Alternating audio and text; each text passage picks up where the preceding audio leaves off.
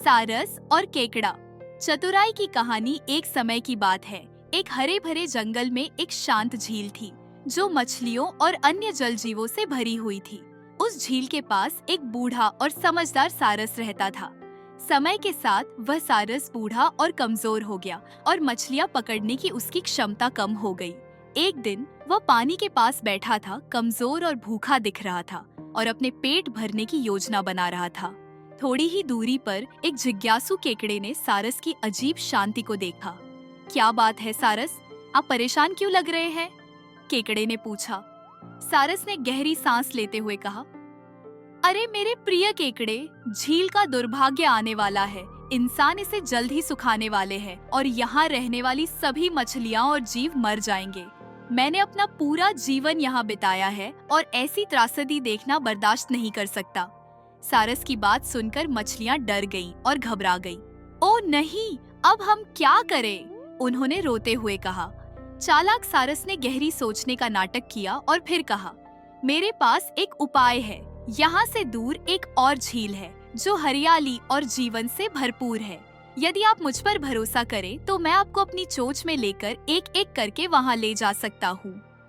अपनी जान बचाने के लिए बेताब मछलियाँ तुरंत सहमत हो गईं। सारस ने अपनी यात्राएं शुरू की, हर बार अपनी चोंच में एक मछली लेकर। लेकिन नई झील पर ले जाने के बजाय वह पास के एक चट्टान पर उड़कर जाता और उन्हें खा जाता। कई यात्राओं के बाद केकड़े को शक हुआ। सारस, उसने कहा, अब मुझे ले चलो, मैं खुद उस नई झील को देखना चाहता हूँ। सारस थोड़ी झिझका लेकिन सहमत हो गया, ये सोचकर कि वह केकड़े को भी खा जाएगा। उसने केकड़े को अपनी चोंच में सावधानी से उठाया और उड़ने लगा। जैसे ही वे उड़े, केकड़े ने नीचे चट्टान पर मछलियों की हड्डियों का ढेर देखा। सारस की धोखाधड़ी को समझते हुए केकड़े ने अपनी तेज पंजों से सारस की गर्दन को जोर से दबा दिया।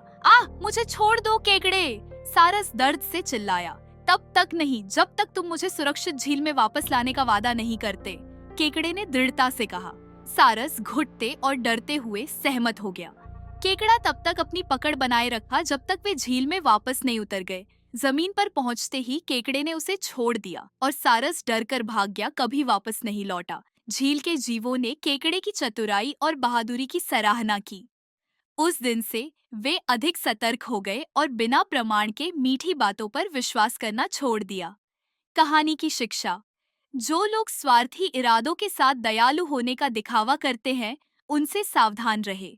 चतुराई और सतर्कता आपको धोखे से बचा सकती है।